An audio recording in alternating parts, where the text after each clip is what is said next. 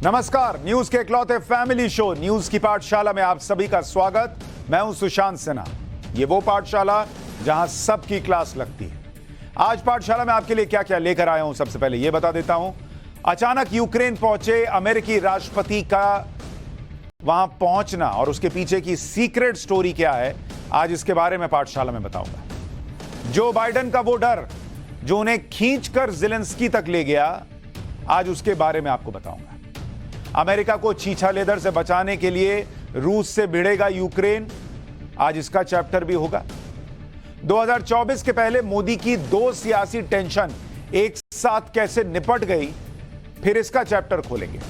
उद्धव और नीतीश की सियासी पारी का दी एंड होना तय है क्या, आज इसके बारे में भी बात करेंगे। फिर बात होगी पाकिस्तान की। क्या पाकिस्तान एटम बॉम्ब बेचकर देश बचाएगा? पाकिस्तान दिवालिया हुआ तो क्या देश नीलाम होगा? कोई देश दिवालिया हो जाए तो उस देश में क्या क्या होता है, आज आपको यह भी बताऊंगा। और आखिर में सर्दी में गर्मी, गर्मी में कोहरा, दुनिया मौसम के डेंजर जोन में कैसे है, यह बताने के साथ हमारी आखिरी तस्वीर होगी 370 हटा तो महबूबा मुफ्ती शिवलिंग पर जल चढ़ाने पहुंचने लगी क्या, आज इस तस्वीर के बारे में भी आपको बताऊंगा। लेकिन पाठशाला में सबसे पहले दिन भर का रिवीजन, उसके बाद पहली क्लास।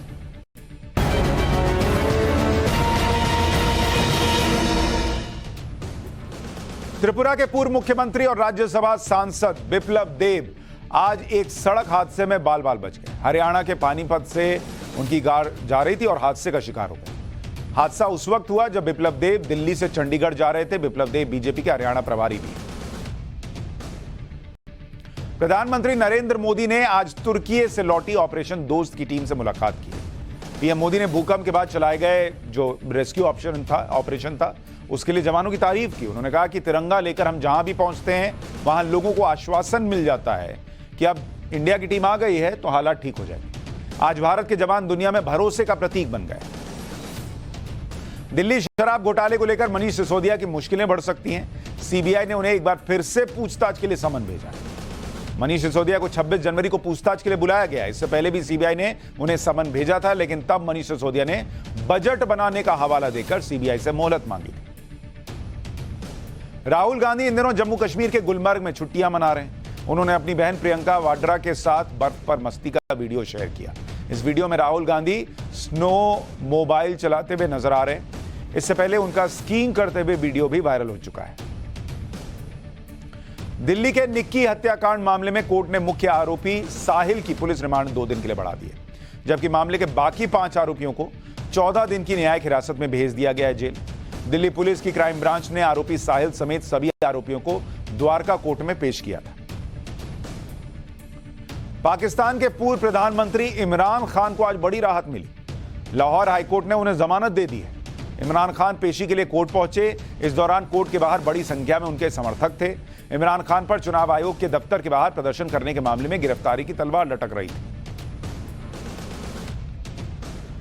तो यह हुआ दिन भर का रिवीजन। अब पाठशाला में पहली क्लास, और इसमें अमेरिका के राष्ट्रपति जो बाइडेन और यूक्रेन के राष्ट्रपति ज़ेलेंस्की की मीटिंग का चैप्टर। इस मुलाकात के बारे में किसी को कोई भनक तक नहीं थी। दुनिया हैरान है कि अचानक बाइडेन व्हाइट हाउस छोड़कर यूक्रेन कैसे पहुंच गए। इसके पीछे की सीक्रेट स्टोरी आज हम आपको पाठशाला में बताएंगे। आपको बताते हैं कि वो कौन सा डर है जो अमेरिकी राष्ट्रपति को खींचकर ज़ेलेंस्की तक ले गया, और जो वहां हो रहा है क्या उसका असर भारत और प्रधानमंत्री मोदी पर भी पड़ेगा।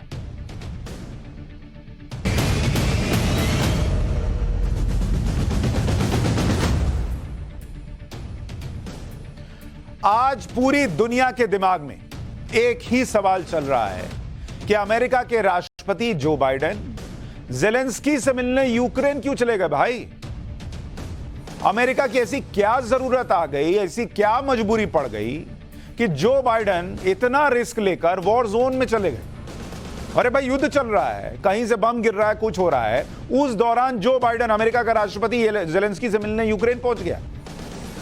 ऐसा क्या हो गया भाई? वीडियो कॉल पे बात कर लेते, फोन पे कर लेते। ऐसा क्या जरूरी था कि वहां चले गए मिलने? युद्ध चल रहा है उसके बीच में। बाइडेन का यूक्रेन के पड़ोसी देश पोलैंड जाना तो पहले से तय था, और वो पहले भी पोलैंड जा चुके हैं। लेकिन आज यूक्रेन की राजधानी कीव पहुंचकर उन्होंने सबको हैरान कर दिया। कीव पहुंचकर जो बाइडेन जेलेंस्की से ऐसे मिल रहे थे मानो यूक्रेन के सबसे बड़े हितैषी हों, सबसे बड़े दोस्त हों। गए, हाथ हाथ मिलाए, बात किए, कंधे पर हाथ रख के घूमे, यूक्रेन की हर तरह से मदद करने के लिए तैयार हैं, ऐसा दिखा रहे थे। जबकि यह युद्ध अमेरिका की चालाक नीति और जेलेंस्की की नासमझी की वजह से हुआ है। लेकिन जेलेंस्की को यह बात समझ में ही नहीं आ रही, उस भाई को समझ ही में नहीं आ रहा। लेकिन यह क्या हो रहा है, यह आपको तो समझ में आना चाहिए ना, और वो हम पाठशाला में आज समझाएंगे। क्योंकि जेलेंस्की तो अभी भी अमेरिका से मदद की उम्मीद लगाए हुए, उसको अमेरिका का डबल स्टैंडर्ड, डबल चेहरा दिख ही नहीं रहा।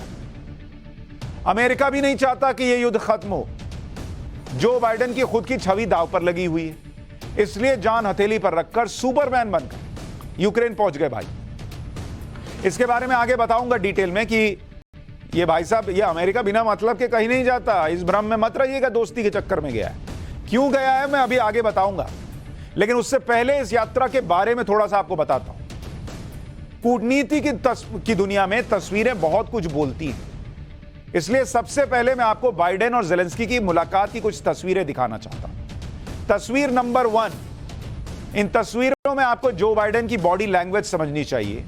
इसमें जो बाइडेन जेलेंस्की के कंधे पर हाथ रखकर बात करते हुए नजर आ रहे हैं। चेहरे पर मुस्कान है। जेलेंस्की हालांकि तिरछी नजर से देख रहा है कि हमारे आंसू निकल रहे, तुम हंस रहे हो कंधे पे हाथ रख के, लेकिन आप बोले क्या?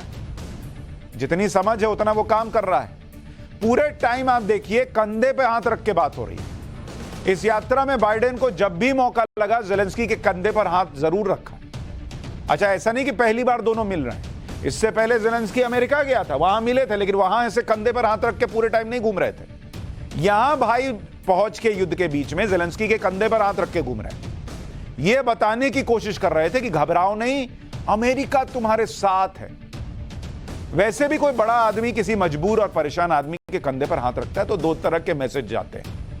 पहला तो हम तुम्हारे साथ हैं, दूसरा देखने वाले को लगे कि इतना बढ़िया आदमी है, बताओ संकट में वहां चला गया युद्ध के बीच में और कंधे पे हाथ रख रहा है, तो अपनी इमेज बिल्डिंग भी हो जाती है। लेकिन इस मुलाकात का तीसरा एंगल भी है बॉस, जो आज आपको समझना चाहिए। इस तस्वीर में अगर मैं आपसे पूछूं कि डरा हुआ कौन है, तो आप कहेंगे जेलेंस्की डरा हुआ होगा, उसके यहां युद्ध चल रहा है। नहीं बॉस, इस तस्वीर में डरा हुआ जो बाइडेन है। कैसे डरा हुआ है वो अभी मैं आपको बताऊंगा। लेकिन जेलेंस्की के कंधे पर हाथ रखकर जो बाइडेन ने 4 मैसेज दिए, उन 4 मैसेज के बारे में आपको बताता हूं। अमेरिका के मैसेज समझिए। वो 4 मैसेज उसने दिए, किस किस को दिए भाई? कंधे पर हाथ रखकर। पहला मैसेज किसको दिया? घरेलू राजनीति का। घरेलू राजनीति में मैसेज क्या दिया कि बाइडेन कमजोर नहीं है। भाई जो बाइडेन को यही माना जाता है ना कि वह बड़े कमजोर नेता है, लुंज पुंज टाइप है, लुचुर पुचुर, कोई रीढ़ की हड्डी नहीं, कोई ऐसा काम नहीं कर रहा है कि लगे कि हाँ स्ट्रांग नेता, जैसे नरेंद्र मोदी के लिए बोला जाता है। तो उन्होंने घर में यह मैसेज दिया अपने लोगों को कि देखो मैं युद्ध के बीच में गया हूं, इस आदमी से मिलने, इसकी मदद करना। तो बड़ा मैसेज पहला ये दिया राजनीति। दूसरा मैसेज दिया पुतिन को। पुतिन को क्या मैसेज दिया भाई? कल दरअसल पुतिन जो है वो बड़ा ऐलान कर सकते हैं। तो अमेरिका प्लस यूक्रेन है, ये समझ लो। तो मतलब दोनों साथ में, ये पुतिन को मैसेज फिर से दिया। तीसरा मैसेज दिया यूरोप को। क्यों भाई? उनको भी मैसेज देना जरूरी था। तीसरा मैसेज कि मदद की स्पीड बढ़ाओ। अभी तक जो मदद यूक्रेन को मिल रही है उसको बढ़ाना होगा, यह मैसेज दिया। और चौथा मैसेज दिया जो बाइडेन ने कंधे पर हाथ रखकर चीन को कि रूस से ना सटो, मतलब रूस को हथियार देने के बारे में ना सोचो। तो ये 4 मैसेज कंधे पर हाथ रखकर देने के लिए वो गए थे। जो बाइडेन ने जेलेंस्की से यह भी वादा किया कि वो यूक्रेन को $50 करोड़ करीब करीब 41,000 करोड़ रुपए की सैन्य मदद देगा। इसमें क्या क्या हथियार दिए जाएंगे इसके बारे में मंगलवार को डिटेल में बताया जाएगा। लेकिन सबके मन में यही सवाल है कि काम तो बाइडेन अमेरिका में रहकर भी कर सकते थे। भाई तुमको पैसा भेज देंगे, ये तो वहीं से बता देते, इसके लिए गए क्यों?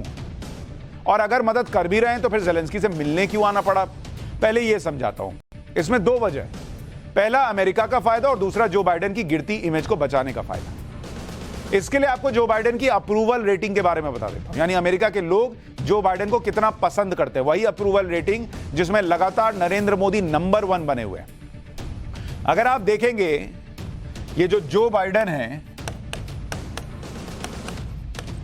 ये अमेरिका के राष्ट्रपति हैं और इनकी अप्रूवल रेटिंग मतलब कितना लोग इनको इनके देश में पसंद कर रहे हैं। जनवरी 2021 में इनकी अप्रूवल रेटिंग थी 2021 में 55% लोग कह रहे थे कि ठीक है जो बाइडेन चल रहा है। नरेंद्र मोदी तब भी 60-70% के आसपास थे और 32% लोग इनको नापसंद कर रहे थे। अभी फरवरी 2023 में, फेब 2023 में इनकी अप्रूवल रेटिंग घटकर 41% पर आ गई है। और जो लोग इनको पसंद नहीं कर रहे हैं, नापसंद बता रहे हैं कि भाई ये मेरे को बिल्कुल पसंद नहीं आदमी, हटाओ इसको, इनकी संख्या 32% से बढ़कर 52% हो गई है। 52% लोग कह रहे हैं कि ये आदमी पसंद नहीं, हटाओ इसको।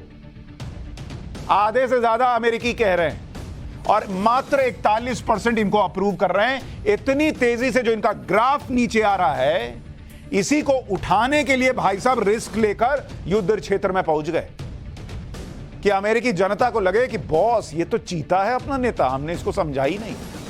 देखो कैसे युद्ध के मैदान में जाके कंधे पे हाथ रख के मदद दे रहा है। अमेरिका की जनता की राय के हिसाब से 62% मानते कि जो बाइडेन ने ठीक से काम ही नहीं किया। लेकिन यही छवि सुधारने जो बाइडेन वहां चले गए। और इनकी गिरती छवि के दो बड़े कारण हैं। पहला, कोरोना की वजह से अमेरिका को नुकसान, और दूसरा यूक्रेन युद्ध में अमेरिका का फेल होना। अमेरिका की जनता को लगा था कि यूक्रेन युद्ध में अमेरिका यूक्रेन की सैन्य मदद करेगा, रूस तबाह हो जाएगा। तमाम प्रतिबंधों के बावजूद अमेरिका रूस को युद्ध में रोक नहीं पाया, यूक्रेन को खंडर बना दिया। रूस का तेल व्यापार चल रहा है, अमेरिका भारत को बोलता रह गया हमारे साइड आओ, हमारे साइड आओ। ये नया इंडिया है नरेंद्र मोदी वाले का, हमको जहां से तेल लेना होगा लेंगे, तुम हमको ज्यादा हिसाब ना सिखाओ। तो वहां छीछा लेदर हो गई। यूएन और दूसरे इंटरनेशनल मंचों से भी रूस पर कोई फर्क नहीं पड़ा। इन सारी बातों से अमेरिका की जनता जो बाइडेन से नाराज चल रही है। और ये आदमी जिसको आप मुस्कुराता देख रहे हैं, इसका दिल अंदर से धक धक कर रहा है, ये डरा हुआ है कि बॉस हम तो हार जाएंगे। अच्छा, अमेरिका की जनता बिजली, पानी या सड़क के मुद्दे पर तो वोट नहीं करती, वो फैक्टर होते हैं, लेकिन उससे भी बड़ा फैक्टर वहां विदेश नीति को माना जाता है।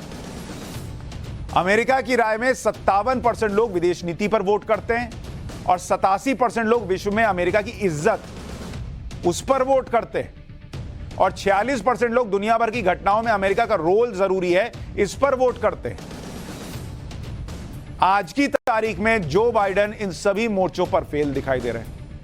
इसलिए अचानक यूक्रेन पहुंचकर उन्होंने अपनी सुपरमैन वाली इमेज दिखाकर अपनी छवि बदलने की कोशिश की है। इन भाई को कोई मतलब नहीं यूक्रेन क्या कर रहा है, यूक्रेन बचेगा नहीं बचेगा। इस भाई का एक ही प्लान है कि तुम लड़ते रहो जब तक अमेरिका में चुनाव ना हो जाए, उसके पहले मत हार जाना, वरना हमारी छीछा लेदर हो जाएगी कि अमेरिका के समर्थन के बावजूद बताइए यूक्रेन हार गया। जो बाइडेन इसलिए भी डरे हुए हैं क्योंकि उन्हें 2024 के राष्ट्रपति चुनाव की चिंता है और वो इसके लिए खुद को फिर से लोकप्रिय नेता के तौर पर स्थापित करना चाहते हैं। बाइडेन के कार्यकाल में अब तक अमेरिका की हालत क्या हो रही है, आप सुनेंगे तो पता चल जाएगा कि आदमी अंदर से कितना डरा हुआ है। जून 2022 में अमेरिका में महंगाई दर 2021 के मुकाबले 9.1% बढ़ गई थी, जो 1981 के बाद से सबसे ज्यादा है। ज्यादा महंगाई दर की वजह से अमेरिका में औसतन हर परिवार को लगभग 6 लाख रुपए का नुकसान हो रहा है। बाइडेन के कार्यकाल में कंपनियों ने बड़े पैमाने पर ले ऑफ किए, मतलब लोगों को निकाला है। 2022 में अमेरिका में 1,40,000 लोगों की नौकरी गई थी। 2023 में, अभी हम फरवरी में, 93,000 लोगों को नौकरी से निकाला जा चुका है। अभी तो 9 महीना बचा हुआ है, 10 महीना बचा हुआ है। बॉर्डर और इमिग्रेशन समस्या बढ़ गई है।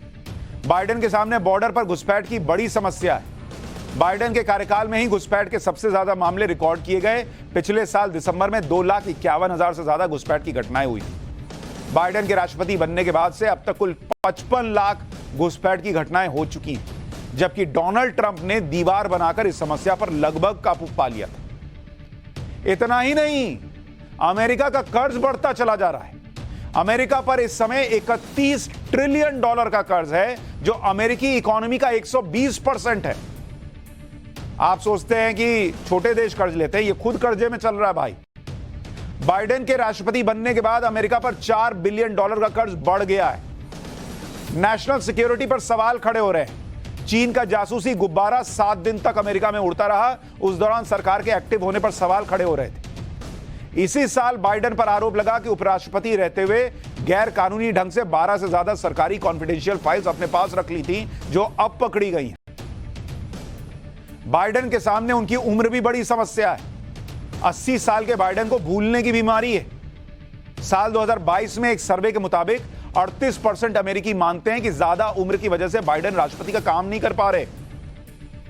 इतनी लंबी लिस्ट है कि क्यों लोग इस आदमी को पसंद नहीं कर रहे। अब इससे महंगाई तो संभल नहीं रही। फेडरल रिजर्व वहां पर रेट पे रेट बढ़ा रहा है। नौकरियां लोगों की जा रही हैं। लोग अमेरिका में घुसे जा रहे हैं। जब ये इससे कुछ नहीं संभला तो भाई को लगा कि राष्ट्रवाद की अलख जगाओ और बताओ कि देखो अमेरिका अभी भी सुपर पावर है, युद्ध के बीच जाकर खड़ा है यूक्रेन के साथ। ये नौटंकी हुई है। जो बाइडेन और जेलेंस्की में क्या बात हुई ये भी आपको बता देता हूं। इसके बारे में अमेरिका के राष्ट्रीय सुरक्षा सलाहकार जैक सलिवैन ने बताया कि दोनों ने आने वाले महीनों में युद्ध के मैदान की तैयारियों के बारे में बात की। यूक्रेन को क्या जरूरत है, कैसे युद्ध के मैदान में यूक्रेन की क्षमता बढ़ाई जा सकती है, इस पर बात हुई। इनमें से कौन सी बात फोन पे नहीं हो सकती थी। यूक्रेन को बिजली, इंफ्रास्ट्रक्चर, आर्थिक सहयोग, मानवीय जरूरत के मामलों में कितनी मदद की जरूरत है, इस पर बात हुई। ये वीडियो कॉल में पूछ लेते भाई। इस पर चर्चा के बाद संयुक्त राष्ट्र महासभा की बैठक होने वाली है, उसमें क्या स्टैंड रहेगा, इस पर दोनों नेताओं की चर्चा हुई। इनमें से एक भी मुद्दा ऐसा नहीं था जिसके लिए किसी देश का राष्ट्रपति जहां युद्ध चल रहा हो वहां चला जाए। लेकिन जहां तक नए हथियार देने की बात है, यह क्लियर नहीं हुआ कि अमेरिका कौन से नए हथियार देने जा रहा है।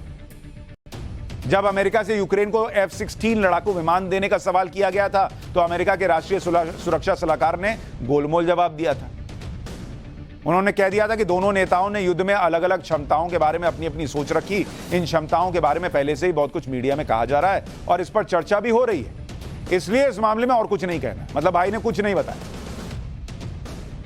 यानी अमेरिका क्लियर कट नहीं बता रहा है कि वो F-16 जैसे आधुनिक हथियार यूक्रेन को देगा या नहीं। भाई तुम अगर इतना मदद कर रहे हो, इतना दिल से फील कर रहे हो कि भाई मेरे लिए लड़ रहा है या भाई लड़ रहा है, हम मदद कर रहे हैं, तो वहां चला गया जो बाइडेन युद्ध के बीच में, तो F-16 देना दो। यूक्रेन पर अमेरिका बहुत खर्च कर चुका है, लेकिन रूस को झुका नहीं पाया। इससे दुनिया भर में अमेरिका की इमेज कमजोर हुई है। भाई क्या है, आप यही ना बनते हैं कि दुनिया का बड़ा बॉस मैं ही हूं, सुपर पावर वगैरह हम लोग ही लिखते हैं ना इनके लिए, America super power, world power, फलाना ढमकाना। आज लोग कह रहे कैसा सुपर पावर जी, रूस तो लड़े जा रहा है एक तरफा और सब मिलके यूरोप, अमेरिका सब मिलके कुछ नहीं कर पा रहे, तो छीछा लेदर अलग हो रही है। अमेरिका की इमेज कमजोर हो गई। अमेरिका और बाइडेन को और ज्यादा छीछा लेदर ना हो, इसलिए अमेरिका यूक्रेन में पानी की तरह पैसा बहाने में जुट गया है। 2022 में अगर आप देखेंगे 2022 अमेरिका ने यूक्रेन को 113 बिलियन डॉलर यानी करीब 9,34,000 करोड़ रुपए दिए थे। इतना पैसा अमेरिका दे चुका 2022 में अकेले यूक्रेन को। हथियार और दूसरे मदद भी की, जबकि अफगानिस्तान में 20 साल में अमेरिका का कुल खर्च 146 बिलियन डॉलर यानी करीब 12 लाख करोड़ रुपए रहा। अफगानिस्तान में 20 साल में 12 लाख करोड़ खर्च किए, यहां एक साल में 9,34,000 करोड़ खर्च कर दिए। उसके मुकाबले में दूसरी जगहों पर अमेरिका का खर्च कहीं नहीं टिकता। इतना खर्च करने के बाद बाइडेन को पुतिन के सामने कमजोर दिखना मंजूर नहीं है, क्योंकि मामला अब अमेरिका की घरेलू राजनीति से भी जुड़ा है। और यह याद रखना चाहिए कि अगले साल यानी 2024 के नवंबर में अमेरिका में राष्ट्रपति चुनाव है और हो सकता है कि बाइडेन एक और कार्यकाल के लिए चुनाव लड़ें। अमेरिकी राष्ट्रपति जो बाइडेन अचानक यूक्रेन क्यों पहुंच गए और इसके पीछे रूस और चीन का वो गठजोड़ भी है जो अमेरिका को परेशान कर रहा है और डरा भी रहा है। अमेरिका के विदेश मंत्री एंटनी ब्लिंकन ने कहा है कि चीन यूक्रेन के खिलाफ युद्ध में रूस को हथियार और गोला बारूद देने पर विचार कर रहा है। ब्लिंकन ने कहा कि चाइनीज कंपनियां पहले से रूस को हथियारों की सप्लाई कर रही हैं और अब जानकारी मिली है कि चीन अपने घातक हथियार रूस को दे सकता है। जिस तरह से चीन रूस का समर्थन कर रहा है वो चिंता का विषय है। इसके गंभीर परिणाम हो सकते हैं। चीन के साथ अमेरिका के संबंध इससे प्रभावित हो सकते हैं। चीन के साथ अमेरिका के संबंध कभी भी बहुत अच्छे नहीं रहे। अभी हाल में जासूसी वाला कांड हुआ था ना, बलून वाला, तो और टेंशन बढ़ गया। ताइवान को लेकर टेंशन बढ़ा ही हुआ है। ऐसे में चीन अगर रूस की मदद करता है तो अमेरिका के लिए मुश्किल बढ़ जाएगी। तो ये भाई लोग उससे भी डरे हुए हैं कि कहीं चीन और रशिया मिलकर लड़ने लग गए तो हो गया कांड। बाइडेन यूक्रेन तब पहुंचे हैं जब यूक्रेन को हथियार देने की स्पीड बढ़ाने के मुद्दे पर यूरोपियन यूनियन के विदेश मंत्रियों की बैठक ब्रसेल्स में हुई है। इसको लेकर 27 देशों के यूरोपियन यूनियन के टॉप डिप्लोमेट जोसेफ बोरेल ने बड़ी बात कही। उन्होंने कहा कि यूरोपियन यूनियन को यह सुनिश्चित करना होगा कि रूस के साथ युद्ध में यूक्रेन को पर्याप्त गोला बारूद मिलता रहे। यह बहुत अर्जेंट मामला है और अगर यूरोप इस मामले में फेल हुआ तो युद्ध का नतीजा खतरनाक होगा। यूरोपियन यूनियन के टॉप डिप्लोमेट का मानना है कि रशियन आर्टिलरी हर दिन करीब 50,000 गोले चलाती है। 50,000 गोला रोज रूस छोड़ रहा है और यूक्रेन की क्षमता भी रूस के लेवल पर लानी होगी क्योंकि यूक्रेन के पास तोप है, गोला बारूद है ही नहीं। तो तोप दिखा के क्या करोगे? मुंह कर दोगे रूस की तरफ, वो कहेगा दागो। अच्छा अभी गोला आया नहीं अमेरिका से, कल दागेंगे, ऐसा नहीं ना बोल सकते। बाइडेन का यूक्रेन जाना यूरोप के लिए भी एक मैसेज है। बाइडेन एक तरह से यूरोप को कह रहे हैं कि वो भी यूक्रेन की मदद के लिए आगे आए। यूक्रेन की मदद के लिए बाइडेन खुद यूक्रेन तक पहुंच गए। लेकिन अगर यूरोप ने मदद नहीं की तो फिर दिक्कत और बढ़ जाएगी। अमेरिकी राष्ट्रपति जो बाइडेन अचानक यूक्रेन पहुंचे तो उसके पीछे की सीक्रेट स्टोरी हमने आपको बताई। अच्छा एक कमाल की बात देखिए, एक चीज आपको और बताता हूं। अमेरिका क्या बोलता है? नेटो देश में यूक्रेन की एंट्री ये नहीं होने देता है, नो, बैन कर देता है। इससे क्या बोलता है? युद्ध बढ़ जाएगा। F-16 देने पर गोलमोल जवाब देता है। क्यों? बोलता है युद्ध बढ़ जाएगा। और युद्ध बढ़ने की चिंता है। तुमको आज नहीं लगा कि तुम वहां जा रहे हो यूक्रेन, इसको देख के रूस चिढ़ेगा तो और युद्ध बढ़ जाएगा? यह भी तो सोचना चाहिए था, वो तुमने नहीं सोचा। जहां इनको लगता है कि युद्ध चलाना है, बस उतना काम करते हैं। अच्छा, रूस के राष्ट्रपति व्लादिमीर पुतिन एक बड़ी स्पीच कल देने वाले हैं। ऐसा माना जा रहा है कि पुतिन कल युद्ध को लेकर कोई बड़ा ऐलान कर सकते हैं। हो सकता है वो यूक्रेन पर हमले को और तेज करने का ऑर्डर दे दें। अगर ऐसा हुआ तो अमेरिका के लिए बड़ा चैलेंज होगा। इसलिए जो बाइडेन यूक्रेन पहुंचे और यह मैसेज दे दिया कि अमेरिका भी पूरी तरह तैयार है। लेकिन सीधा और क्लियर मैसेज यह है कि अमेरिका सिर्फ इतना चाहता है कि यूक्रेन तब तक युद्ध लड़ता रहे, धीरे धीरे लड़ता रहे, जब तक या तो रूस के हाथ पांव ना फूल जाएं, या वो सरेंडर ना कर दे, या वो ना बोल दे कि अब नहीं लड़ूंगा, या जब तक अमेरिका में चुनाव ना हो जाए, ताकि इनके ऊपर ये बेइज्जती लेकर चुनाव में उतरने का मौका ना आए कि भाई बताइए, ये तो देश का शीशा लेदर करा दिए, यूक्रेन को हरवा दिए। इसलिए इनको यूक्रेन से कोई मतलब नहीं, इनको सिर्फ मतलब है अपनी पॉलिटिक्स, अपनी इमेज से। इसलिए उतना ही पैसा और हथियार दे रहे हैं जिससे युद्ध चलता रहे। जो बाइडेन की 2024 की टेंशन तो खत्म नहीं हो रही, लेकिन नरेंद्र मोदी के लिए 2024 की दो टेंशन क्या एक साथ खत्म हो गई है? क्या उद्धव नीतीश के सियासी दी एंड का फाइनल राउंड चल रहा है? अब इसका चैप्टर खोलते हैं।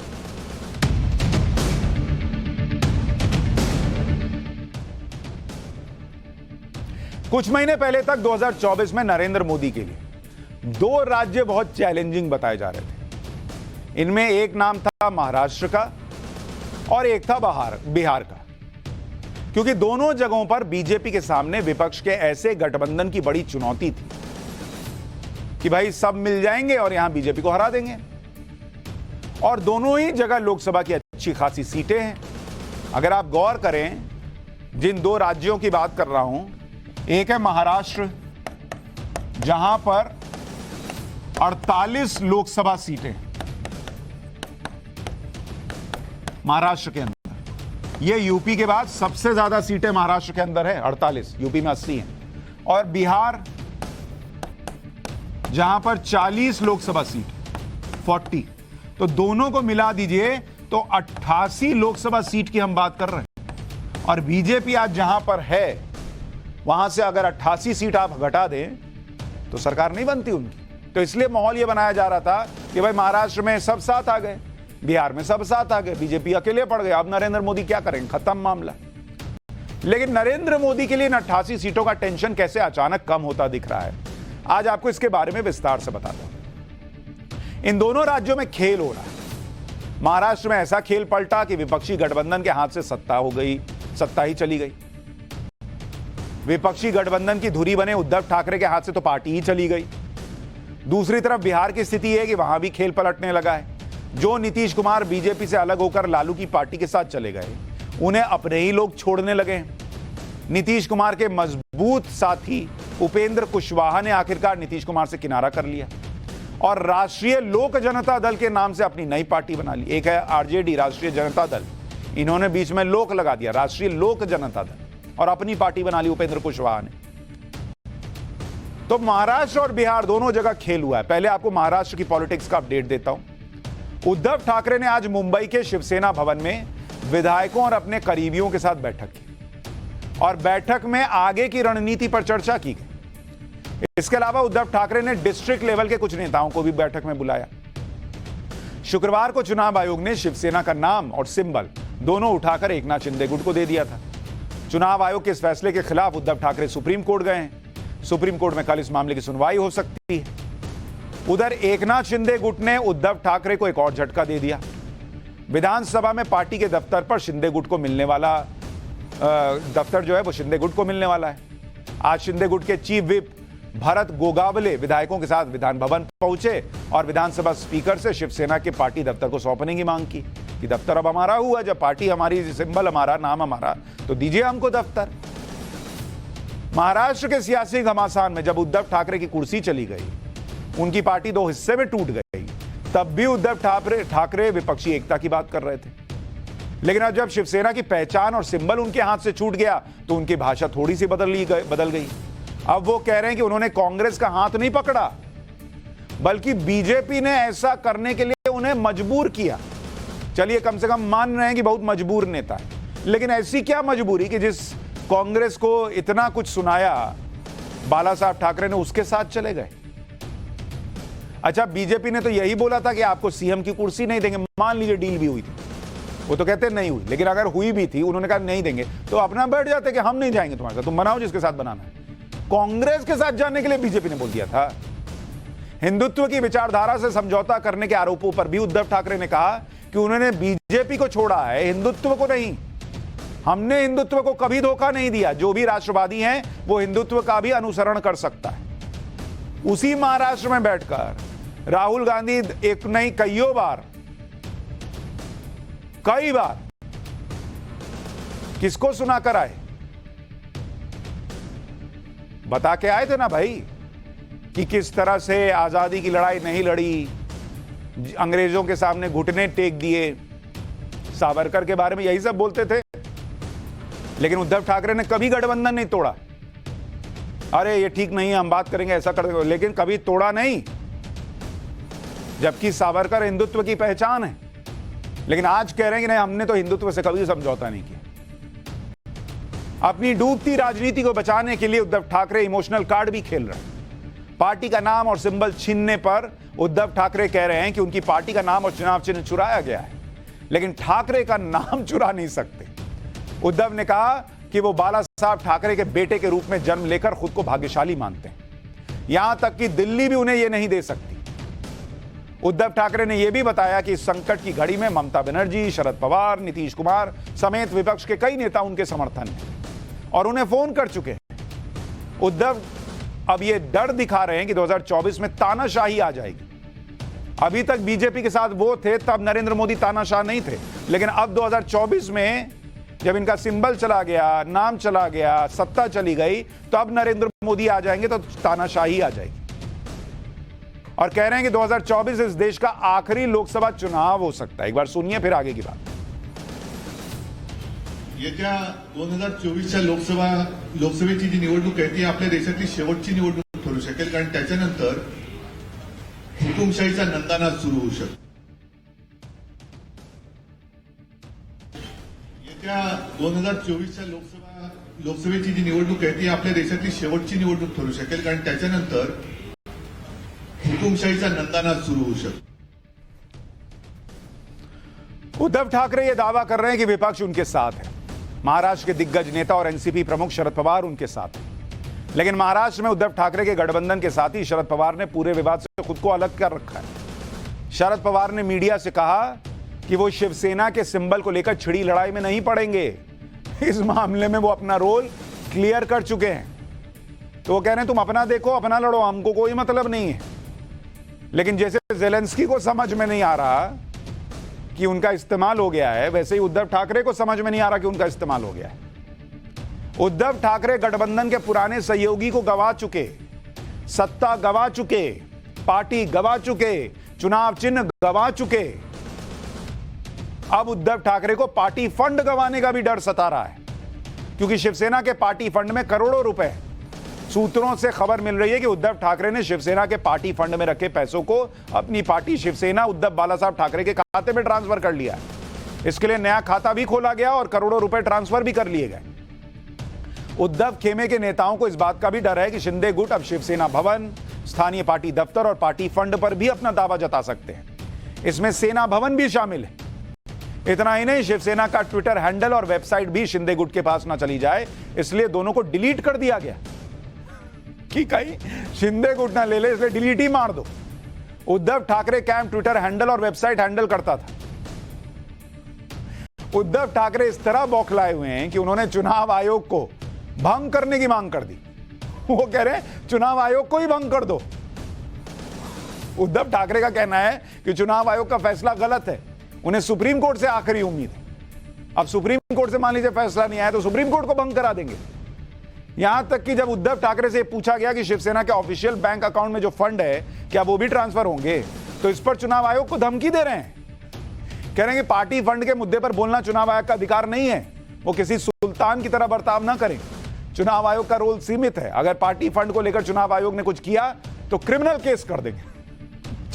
चुनाव आयोग पे एक क्रिमिनल केस कर देंगे, भंग कर देंगे, क्रिमिनल केस कर देंगे। अच्छा, उधर उद्धव ठाकरे चुनाव आयोग को चेतावनी दे रहे हैं और उनकी पार्टी के एक नेता हैं संजय राउत, वो चुनाव आयोग पर गंभीर आरोप लगा रहे हैं कि पार्टी का नाम और सिंबल के लिए हजारों करोड़ की डील हुई है। एक बार सुनिए जरा। देश को अवगत किया है कि जिस तरह से शिवसेना और शिवसेना का जो निशानी है तीर कमान, वो हमसे छीन लिया है। वो न्याय नहीं है, वो सत्य नहीं है, वो एक व्यवहार और व्यापार हो गया, खरीद लिया गया। और अब तक 2000 करोड़ रुपए की लेन देन उस मामले में हुई है, सिर्फ शिवसेना से चिन्ह और नाम छीनने के लिए। ये मेरा प्राथमिक अंदाज है, जिसे आप एफआईआर कहते हो, first information report. This is FIR, ये मेरा एफआईआर है। देखिए, कहा जाता है जहां ना पहुंचे रवि वहां पहुंचे कवि। तो जो लोग सोच रहे हैं कि इनको कैसे पता चला 2000 करोड़ की डील हुई है, तो कवि की विचार सोच कहीं भी पहुंच सकती, लेकिन वो सोच है, वो विचार है, कोई फैक्ट नहीं है। 2000 करोड़ में पार्टी का सिंबल ले लिया, कुछ भी बोल देना। इस देश में सबूत देने की तो कोई बात ही नहीं होती। 2000 करोड़ कह रहे हैं, अभी इनिशियल बता रहा हूं, कल को 5 करेंगे। भाई राफेल में कोई कहता था कि इतने 48,000 करोड़ की है, कभी 1 लाख करोड़ की है, जिसका जितना मन बोलते चलो। महाराष्ट्र की राजनीति के बाद बिहार में चल रही उठापटक भी आपको बता देता हूं। उपेंद्र कुशवाहा का नीतीश कुमार से अलग होने का बिहार पर क्या असर पड़ेगा, इसे भी आपको समझना चाहिए। और इसे समझने के लिए नीतीश कुमार का सियासी समीकरण आपको समझना चाहिए। बिहार में दूसरा समीकरण चलता है, यह तो आपको महाराष्ट्र का बताया, अब आपको बिहार का दिखाता हूं। यहां चलता है लव कुश समीकरण।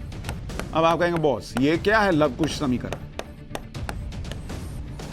इसको कहते हैं कुर्मी कोयरी समीकरण। अब ये समीकरण क्या है बॉस? बिहार में कुर्मी कोयरी की आबादी अगर आप मिला दीजिए तो ये करीब 10% आबादी है इन दोनों की। और नीतीश कुमार जो है वो खुद कुर्मी जाति से आते हैं। दो नेताओं के अलग होने से नीतीश का जो ये लव कुश समीकरण है वो प्रभावित हो रहा है। जेडीयू के चीफ रहे आरसीपी सिंह ने साथ छोड़ दिया था। आरसीपी सिंह जो हैं, आरसीपी सिंह वो कुर्मी से आते हैं, कुर्मी जाति से। और जो उपेंद्र कुशवाहा अब छोड़ के चले गए वो उपेंद्र कुशवाहा जो है वो आते हैं कोयरी से। तो अब ये दोनों जो हैं इस 10% आबादी पर डेंट मार सकते हैं। तो नीतीश कुमार उनके सामने चैलेंज आ गया, उन्हें अपनी राजनीति को बचाना है। दूसरा चैलेंज उनके सामने बिहार में कानून व्यवस्था भी खड़ी हो गई है। पटना में ही पार्किंग विवाद को लेकर शुरू हुआ विवाद हिंसक हो गया, जिसके बाद 5 लोगों को गोली मार दी गई। कहा जा रहा है इस दौरान 50 राउंड गोली चली है। गोली लगने से 2 लोगों की मौत हो चुकी है जबकि 3 की हालत गंभीर बनी हुई है। फायरिंग से गुस्साए लोगों ने आरोपी के घर और मैरिज हॉल को फूंक दिया। आरोपी के घर में खड़ी 2 गाड़ियों को भी आग लगा दी गई। पुलिस ने इस मामले में 7 लोगों को गिरफ्तार किया है। घटना के बाद से पूरे इलाके में तनाव है। घटना के बाद मौके पर पहुंची पुलिस की टीम पर भीड़ ने पत्थरबाजी कर दी, जिन्हें काबू करने के लिए पुलिस ने आंसू गैस के गोले दागे। तो जो नीतीश कुमार सुशासन बाबू कहलाते हैं उनके यहां लॉ एंड ऑर्डर पर सवाल खड़े हो रहे हैं कि राजधानी में देखिए ये हाल है, पार्किंग के लिए गोली चल जा रही है। बिहार में जो हो रहा है उसे लेकर नीतीश कुमार पर सवाल उठ रहे हैं और नीतीश कुमार की पार्टी के नेता उन्हें छोड़कर भी जा रहे हैं। इन सबके बावजूद नीतीश कुमार विपक्ष को एकजुट करने में जुटे हुए हैं।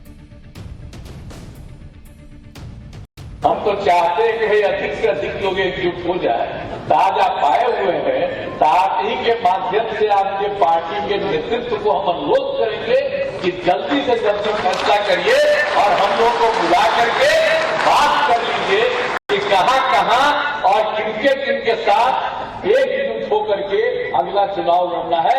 ये जिस दिन फैसला कर दीजिएगा और उसी दिन हम सब लोग एकजुट हो जाएंगे, हम मिल करके लड़ेंगे, तब जान लीजिए आप अच्छी तरह से मुक्ति हो जाएगी। और अगर आप लोग ठीक से सोच करके चलिएगा, जो हम कह रहे हैं शुरू से, हम इंतजार करें। अगर मेरा सुझाव को अगर मान लीजिएगा, कहीं 100 के नीचे जाएंगे, जान लीजिए।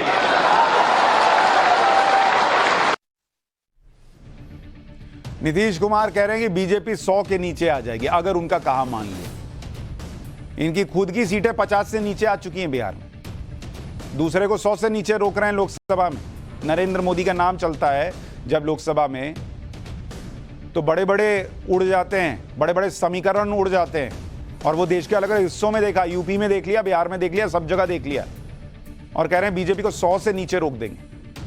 बिहार में जेडीयू के पास खुद 40 में से 16 ही लोकसभा सीट, और नीतीश कुमार बीजेपी को 100 समेटने का सपना देख रहे हैं। और जिस कांग्रेस के दम पर देख रहे हैं वो तो नरेंद्र मोदी पर पर्सनल टिप्पणी करने से ही आगे नहीं बढ़ पा रही। अब कांग्रेस के नेता पवन खेड़ा, उन्होंने प्रधानमंत्री नरेंद्र मोदी के स्वर्गीय पिताजी पर सुनिए क्या अपमानजनक टिप्पणी की। बीजेपी बैठा सकते थे तो नरेंद्र दामोदर दास मोदी को क्या प्रॉब्लम है? गौतम दास है, दामोदर दास, सॉरी, नाम भले दामोदर दास है, काम गौतम। अच्छा, बोल के थोड़ी देर वेट किए कि शायद पत्रकार वगैरह हंसेंगे तो मजा आएगा, लेकिन इतना सब मुंह हो गया, कोई नहीं हंसा। तो फिर ही बोल के बता रहे हैं कि नाम गौतम दामोदर दास है लेकिन काम गौतम दास जैसा है, मतलब गौतम अडानी से जुड़ रहे हैं। किसी के पिता को इसमें घसीट रहे हैं जो इस दुनिया में नहीं है, कि उसके पिता का नाम जो है वो गौतम दास कर दीजिए। कांग्रेस की ऐसी भाषा पर आज अमित शाह ने आपत्ति जताते हुए कहा कि 2024 में कांग्रेस दूरबीन से नहीं दिखाई देगी। आज ही कांग्रेस के प्रवक्ता ने मोदी जी के लिए जिस प्रकार की भाषा का प्रयोग किया है, मैं तो समझ रहा हूं ये बात कांग्रेस के प्रवक्ता की नहीं है, ये बात कांग्रेस के नेता राहुल गांधी के स्वभाव के अनुकूल है और उनके द्वारा ये बात देश की जनता के सामने की जा रही है। मगर मैं राहुल गांधी जी को कहना चाहता हूं, 2019 में भी आपने मोदी जी के लिए अभद्र भाषा का प्रयोग किया था।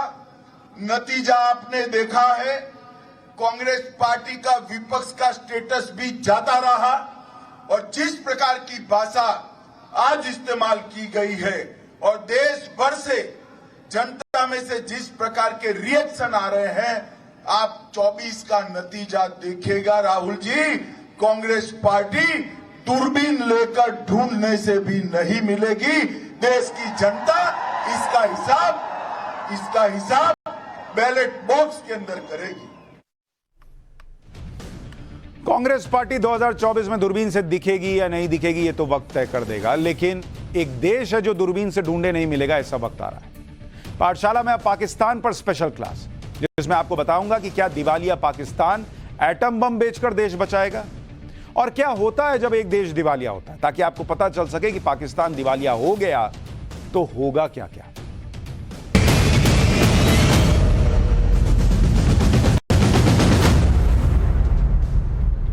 पाठशाला में पिछले हफ्ते मैंने आपको बताया था कि पाकिस्तान अब कुछ ही दिनों का मेहमान है, वो कभी भी दिवालिया हो सकता है।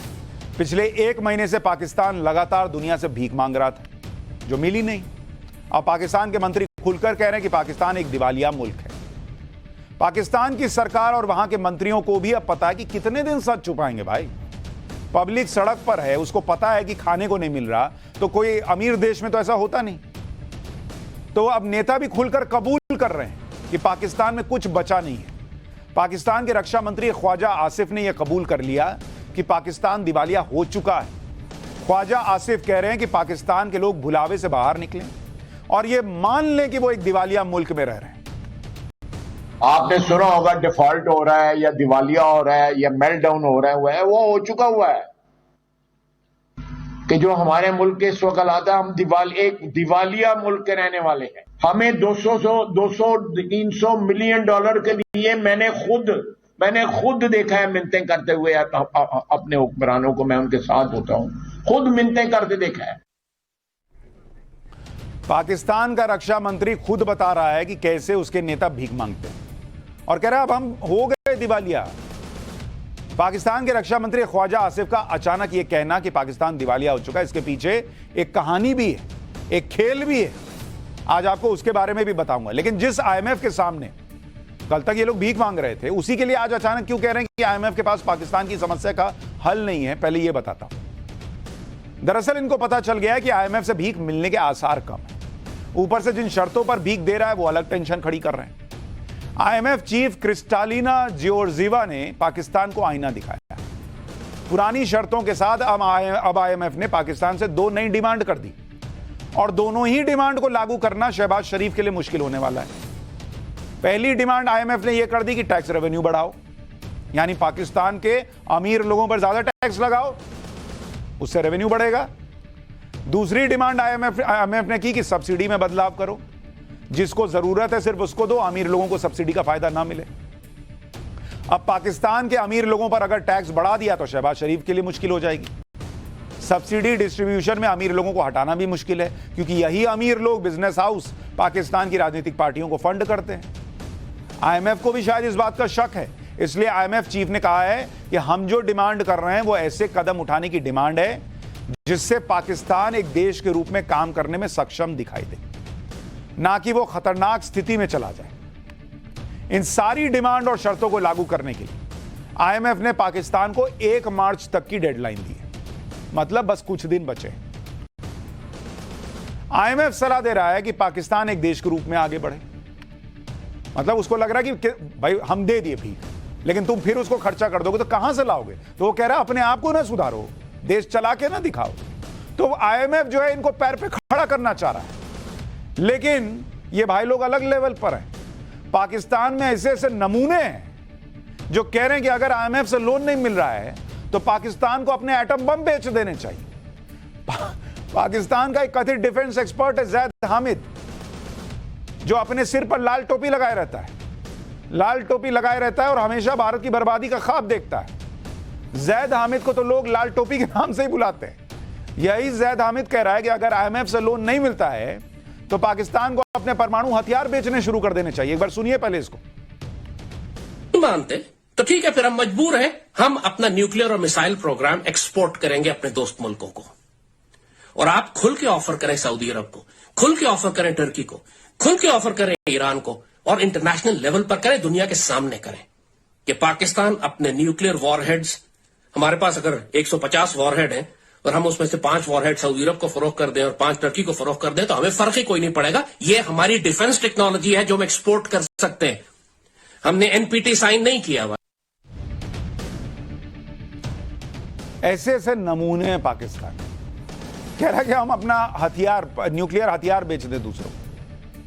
कुछ नहीं बचा तो अब न्यूक्लियर हथियार बेचो। अच्छा, तुमको लगता है कि तुम बेचोगे, दुनिया चुपचाप बैठी रहेगी। 10 सैंक्शन लग जाएंगे तो अभी जो खाने को थोड़ा बहुत आ रहा है वो भी चला जाएगा, फिर मिट्टी खाते रहना। आपको पाकिस्तान का भविष्य बताता हूं।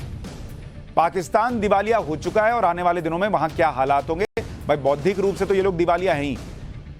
देश दिवालिया होती है तो क्या होता है, आपको कुछ तस्वीरों में दिखाता हूं। ये श्रीलंका की तस्वीरें दिखा रहा हूं। पिछले साल जुलाई में श्रीलंका में भी आर्थिक संकट की वजह से जनता सड़कों पर उतर आई थी। श्रीलंका के राष्ट्रपति भवन पर लोगों ने कब्जा कर लिया था। पूरी दुनिया ने यह तस्वीरें देखी थी और यह भी देखा था कि जब एक देश दिवालिया होता है तो वहां हालात क्या हो जाते। पूरा देश तबाह हो गया, बैंक बंद करने पड़ गए थे, जिन लोगों के पैसे भी थे वो भी खाली हाथ रह गए। 2 दिवालिया देशों की तस्वीरें आपको दिखाई ताकि पता चले कि पाकिस्तान दिवालिया होगा तो तस्वीर कैसी होगी। लेकिन दिवालिया पाकिस्तान में आगे क्या क्या हो सकता है उसको और डिटेल से समझिए। जब श्रीलंका दिवालिया हुआ था तो वहां महंगाई दर 73% हो गई थी। पाकिस्तान में महंगाई दर 38% से ज्यादा अभी है और श्रीलंका जैसे हालात होने पर महंगाई दर 80% हो जाएगी। तो जब अभी 38%, 40% पर महंगाई दर है और 1 लीटर दूध 250 रुपए का मिल रहा है तो 80% होगी तो 1 लीटर दूध 500 रुपए का मिलेगा बॉस। 700-800 रुपए का 1 किलो चिकन मिल रहा है, वो 1500-1600 रुपए का मिलेगा बॉस। और इसका असर यह होगा कि पाकिस्तान में हर चीज की कीमत दोगुनी हो जाएगी। दिवालिया होने पर पाकिस्तान का विदेशी मुद्रा भंडार लगभग खत्म हो जाएगा। डॉलर नहीं होने से जरूरी सामान आयात नहीं हो पाएंगे। पाकिस्तान में पेट्रोलियम प्रोडक्ट, बिजली, गैस सबकी कमी हो जाएगी। श्रीलंका की ही तरह पाकिस्तान में पेट्रोल के लिए लंबी लंबी कतारें लगेंगी। श्रीलंका दिवालिया हुआ तो लगभग 40% आबादी यानी करीब 90 लाख लोग गरीबी रेखा के नीचे चले गए थे। ऐसी स्थिति में हिंसक प्रदर्शन शुरू हो जाएगा जैसा श्रीलंका में हुआ था। अच्छा, श्रीलंका में तो लोग नॉर्मल लोग थे, वो गए थे, उन्होंने हिंसा की, आग वाग लगा दी, हो गया। पाकिस्तान में तो कई टेररिस्ट घूम रहे हैं, उनके पास तो अपना बम पड़ा हुआ है, पता चला वो लपेट लपेट के फट जाएंगे, फिर क्या करोगे? तो श्रीलंका से भी भयावह हालात हो जाएंगे पाकिस्तान। वहां तो बम भी फटेगा, जिसे कंट्रोल करने के लिए सेना को उतरना होगा और उसके बाद सेना पाकिस्तान की सत्ता पर फिर से कब्जा कर लेगी जैसे हर बार करती है। पर कर भी लेगी तो क्या, पब्लिक को खिलाएगी कहां से? पब्लिक को थोड़ी बोलेगी कि ये लो थोड़ा गोला बारूद खा लो, थोड़ी राइफल की गोलियां खा लो, इससे पेट नहीं ना भरेगा। एक सवाल यह भी है कि चीन जो पाकिस्तान का सबसे करीबी दोस्त है, वो पाकिस्तान की मदद क्यों नहीं कर रहा बॉस? इतना दोस्ती दिखाता था, वो कहां चला गया? जो चीन पाकिस्तान को अरबों डॉलर का कर्ज दे चुका है, जो पाकिस्तान में भारी भरकम निवेश कर रहा है, वो इस मुश्किल में कहां गायब हो गया भाई? चीन ने पाकिस्तान में अपने फायदे के लिए निवेश किया था बॉस। जैसे अमेरिका फायदे के लिए जेलेंस्की के पास पहुंचा हुआ है, वैसे ही चीन पाकिस्तान के पास फायदे के लिए गया था। कम्युनिस्ट देश रिटर्न ऑन इन्वेस्टमेंट यानी ROI में यकीन करते हैं। यह वामपंथियों का कल्चर है, जहां से रिटर्न मिलता है वहीं निवेश करते हैं। चीन इंतजार कर रहा है कि IMF से अगर पाकिस्तान को मदद मिलती है तो वो पाकिस्तान की मदद करने के बारे में सोच सकता है। पाकिस्तान में यह सब हो ही रहा है कि इसी बीच पाकिस्तान ने ऐसा कारनामा कर दिया जिससे उसकी फिर बेइज्जती हो गई। ये लोग तो बेइज्जती कराने के अपने अपने तरीके ढूंढ के लाते हैं भाई। मैंने आपको बताया था कि तुर्की में भूकंप के ठीक बाद शहबाज शरीफ वहां जाने वाले थे, लेकिन तुर्की ने मना कर दिया कि ना हो भाई, हम खुद ही यहां टेंशन में, तुम्हारी आवभगत कौन करेगा, वहीं रहो, वहीं से मदद दो। तो एक प्रधानमंत्री की इससे बड़ी बेइज्जती क्या होती? लेकिन पाकिस्तान सुधरने वाला तो है नहीं, वो रोज नए तरीके खोज के लाता है बेइज्जत होने के। भूकंप से तबाह तुर्की की पूरी दुनिया मदद कर रही, पाकिस्तान को भी लगा कि हमें भी मदद करनी चाहिए, लेकिन पाकिस्तान के पास देने के लिए तो कुछ है नहीं, अपने लोगों को दे नहीं रहा, तुर्की को क्या देगा। तो पाकिस्तान ने क्या किया, पाकिस्तान ने तुर्की को वही राहत सामग्री भेज दी जो तुर्की ने पिछले साल बाढ़ के दौरान पाकिस्तान को भेजी थी। जो तुर्की ने पाकिस्तान को पिछले साल मदद की सामग्री भेजी, वही फिर से लपेट के भेज दिया तुर्की को कि लो इसको ले लो। जैसे नहीं होता है बर्थडे में आप जाते हैं और वहां रिटर्न गिफ्ट मिलता है, तो सोचते हैं आप अगले बर्थडे में यही रिटर्न गिफ्ट लपेट के उसी को दे दिया। या कई बार दिवाली में सोन पापड़ी आती है, तो कितना सोन पापड़ी खाएंगे, तो पलट के वही सोन पापड़ी दूसरे को दे देते हैं। ये सोन पापड़ी बना दिया पाकिस्तान, वही पलट के तुर्की को दे दिया। इसकी तस्वीर देखी, तुर्की से आए सामान के ऊपर पाकिस्तान की सरकार का ठप्पा लगाया और तुर्की को मदद के नाम पर भेज दिया। तुर्की में लोगों ने जब इन पैकेट्स को खोला तो अंदर लिखा था from Turkey with love to people of Pakistan.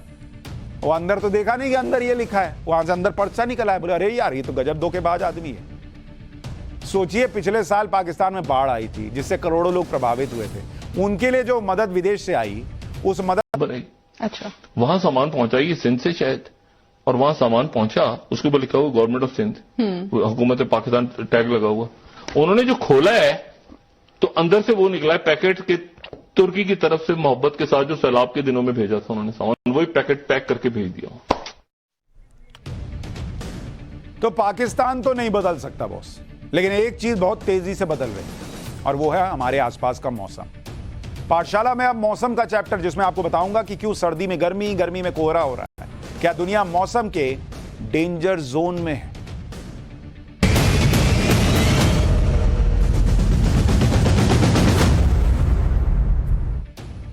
आजकल उत्तर भारत में एक ही बात की चर्चा है कि इस बार गर्मी कुछ जल्दी आ गई। आमतौर पर मार्च के महीने में होली के आसपास गर्मी की शुरुआत होती थी, लेकिन अब फरवरी में ही पंखे चल रहे हैं। हो सकता है कुछ दिनों में एसी भी चलने लग जाए। जो लोग कुछ दिनों पहले तक स्वेटर और जैकेट में दिखाई दे रहे थे वो अब टी शर्ट में घूम रहे हैं, और अभी फरवरी खत्म भी नहीं हुआ। एक तरफ गर्मी जल्दी आ गई तो वहीं दूसरी तरफ दिल्ली एनसीआर के कुछ इलाकों में अचानक कोहरे ने वापसी कर दी। कल सुबह ऐसी घटना हुई कि सब हैरान रह गए। दिल्ली मेरठ एक्सप्रेसवे पर कल सुबह अचानक कोहरा आ गया। लोग टी शर्ट में घूमना शुरू कर रहे थे, वहां कोहरा आ गया। इसी वजह एक्सप्रेसवे से गुजरने वाले लोगों को धुंध का अंदेशा नहीं था कि भाई, उनको लगा अब गर्मी आ गया, अब क्या कोहरा आएगा। 35 गाड़ियां टकरा गई भाई, एक्सप्रेसवे पर चीख पुकार मच गई। इस हादसे में 40 से ज्यादा लोग घायल हो गए। गर्मी में कोहरा कहां से आया, पब्लिक को समझ ही में नहीं आ रहा है, किसी के पास जवाब नहीं है। कल तक गर्मी थी, आज कोहरा हो गया। इतना कोहरा कि लोग गाड़ियां टकरा गए। अभी फरवरी चल रहा है, लेकिन भारत के कई हिस्सों में गर्मी लोगों को सताने लगी। देश का औसत तापमान अभी से मार्च जैसी स्थिति में पहुंच गया है। सबसे ज्यादा टॉर्चर तो गुजरात और राजस्थान में होने लगा है। गुजरात के भुज में 17 फरवरी को अधिकतम तापमान 40 डिग्री था भाई, फरवरी में 40 डिग्री, जबकि इस दौरान पिछले वर्षों तक यह तापमान कितना रहता था, 31 डिग्री, 9 डिग्री बढ़ गया। गुजरात के ही रत्नागिरी में भी तापमान 40 डिग्री के पास पहुंच गया, जो पिछले सालों की तुलना में 9 डिग्री ज्यादा है। एक आध डिग्री इधर उधर हो तो समझ में आता है, 9-9, 10-10 डिग्री बढ़ जा रहा है। इसी तरह अहमदाबाद में तापमान 38.5 डिग्री सेल्सियस पहुंच गया, जो औसत से 8 डिग्री ज्यादा है। राजस्थान के जैसलमेर में पारा 37 डिग्री के पास है। आमतौर पर इस मौसम में यह तापमान 30 डिग्री होता है। उत्तराखंड के मसूरी में 17 फरवरी को तापमान 20 डिग्री के पार चला गया। यह पिछले सालों के मुकाबले 9 डिग्री ज्यादा है। शिमला में हिमाचल के 22 डिग्री तापमान भाई, वहां 11 रहता था, 11 डिग्री 22 डिग्री पहुंच गया, जस्ट डबल हो गया तापमान। लोग परेशान हैं, अभी फरवरी खत्म नहीं हुआ, 9-9, 10-10 डिग्री का टेम्परेचर बढ़ जा रहा है। ऐसा नहीं होता था। पिछले सालों तक भारत में सर्दियों में लोग सिकुड़ते थे, इस बार सर्दी खुद ही सिकुड़ गई। लेकिन इसकी वजह भी आपको जाननी चाहिए। क्लाइमेट चेंज और अल नीनो की वजह से पहाड़ों में बर्फबारी कम हुई, जिससे मैदानी इलाकों में गर्मी जल्दी आ गई है। आप सोच रहे होंगे अब ये अल नीनो क्या भला है?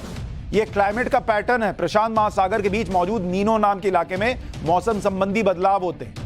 जब नीनो इलाके में तापमान बढ़ता है तो इसे अल नीनो इफेक्ट कहा जाता है, जिसका भारत के मानसून पर नेगेटिव इंपैक्ट पड़ता है। बारिश कम होने की वजह से दुनिया भर में औसत तापमान बढ़ जाता है, और यही इस बार हो रहा है।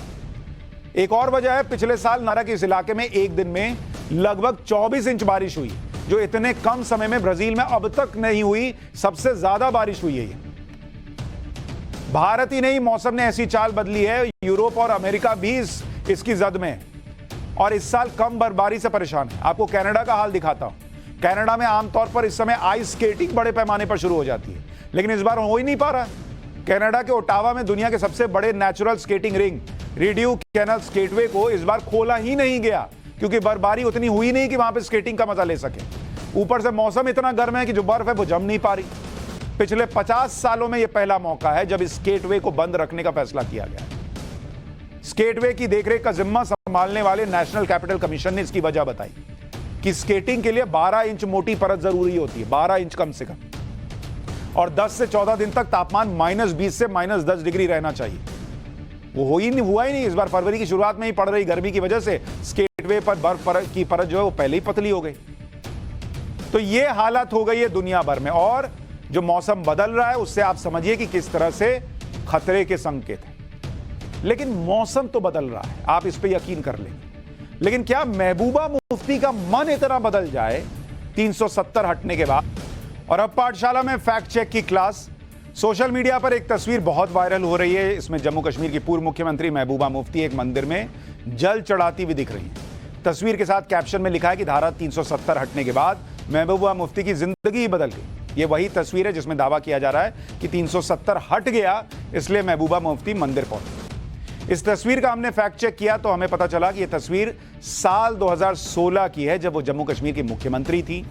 370 नहीं हटा था और उस दौरान श्रीनगर के खीर भवानी मंदिर में वो जल चढ़ाने गई थी, जबकि जम्मू कश्मीर से आर्टिकल 370 साल 2019 में हटा। तो इस तस्वीर का आर्टिकल 370 से कोई संबंध नहीं है, और यह दावा कि 370 हट गया इसलिए महबूबा मुफ्ती जल चढ़ाने गई मंदिर में, यह दावा गलत है।